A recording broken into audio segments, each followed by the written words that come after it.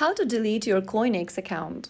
Hi everyone, welcome back to another video from Trading for Beginners. If you're trying to fully close your CoinEx account for privacy or personal reasons, here's how you do it. First of all, launch open the CoinEx application on your device and make sure you're logged into your account. Once you're inside the home page of CoinEx logged in, go to the upper left corner and tap on your profile picture.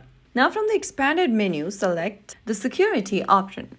Inside security, scroll all the way down and look for the delete account option under advanced settings. Before deleting your account, make sure to withdraw all of your crypto, cancel any open orders, clear your account balances, finish any pending verifications or loans, and make sure you have done that because once your account is deleted, it cannot be recovered. Once you've made sure of that, click on the delete account button and then click on apply for deletion on the next page. Now on the next page, select these two square boxes at the bottom and tap on confirm delete at the bottom and you'll be able to delete your account successfully. After deletion, you can go ahead and uninstall the CoinEx application from your device and there you have it.